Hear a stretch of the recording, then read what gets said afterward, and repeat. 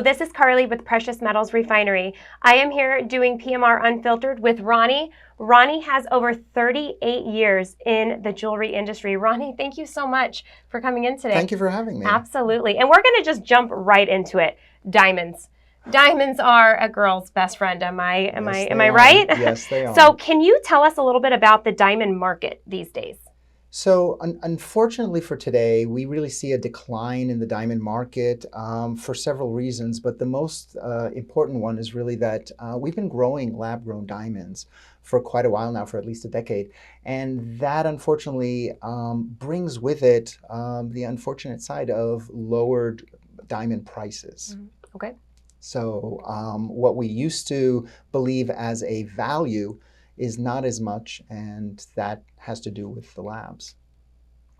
Can we talk about how this has affected diamonds? You kind of, brushed on that a little bit right now. So yes, so definitely, basically in the 1960s, we already started trying to grow diamonds. General Electric, I believe, tried growing diamonds, but they were much more expensive back then to grow, and it wasn't worth their while. Over the last decade, we've had much better technology and experience in growing this material, and it is just flooded the market. Where 10 years ago I saw maybe 2 or 3 manufacturers, today we see hundreds of manufacturers. So there's tons and tons of material that is being released into the marketplace. And with that, unfortunately, what it does is it also reduces not only the price of the lab growns among themselves, among the manufacturers, but also the price of mined diamonds. Okay, so then how does this change the landscape? Well, let me ask you this, Carly. What do you feel ever made a diamond expensive? It's found in rocks and mountains. It's precious. It takes time. So it's rarity. It's rarity, is exactly. What actually made it very valuable. Okay. Today, when we're growing so much material, which we cannot tell the difference in laboratories at this point. You can't? We cannot. Wow. They are the same material. We are actually growing diamond crystals. So when you have so much more material, it's not as rare as it used to be. Okay. So with its loss of rarity, it actually makes them a lot more affordable. So today, you can go out in the street and possibly find a 1-carat diamond for $200-300. Oh my goodness. Which was not the case 10 years ago, 20 years ago, or when people bought their diamonds. Absolutely. Wow. Okay. So what should consumers be aware of then?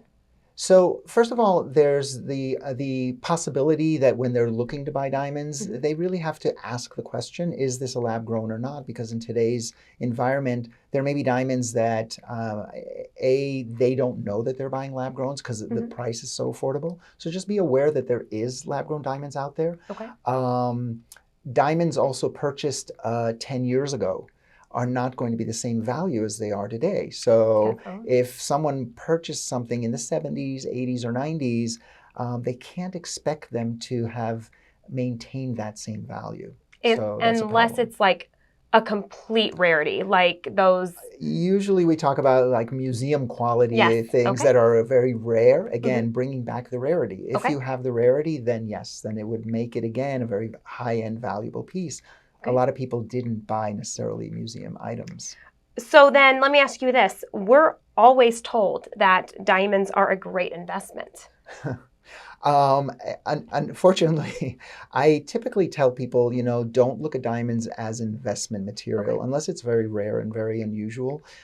It's not something that has maintained its value. And if anything, we look at the market today as continuing to decline. So if people are interested in perhaps unloading their diamonds, they're looking to maybe sell them or just move on from what they have. It's better today than waiting another year or two. We don't know when it's going to turn around and start climbing again. So what can people do with their diamonds today? You've kind of just answered that. If you're holding on to some that you don't think you're going to keep, is it better to? Well, I always tell people, be realistic. Just because you have an appraisal in your hand, which may have been done 5-10 years ago, that appraisal is no longer valid today. So is the invoice that they might be carrying or whatever data that they have from previous years. It's just not the same nowadays. So be realistic if you are looking to get rid of your diamonds. We don't look at appraisals because every 6 months the prices drop. So even an appraisal from a year ago may not have the same value as it is actually in today's market. So the other thing is possibly consider repurposing. Oh, So we tell people, maybe if it's not worth your while to maybe sell it, why don't you repurpose, and we can take the diamond out, we could use your gold, we could sell the gold, and then we will make something around the diamond that might be more timely, more for your family in the future, or whatever the case would be, but on a case-by-case basis. But yeah, just be a little bit more realistic.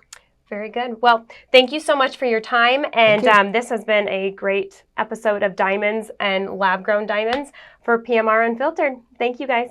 Thank you.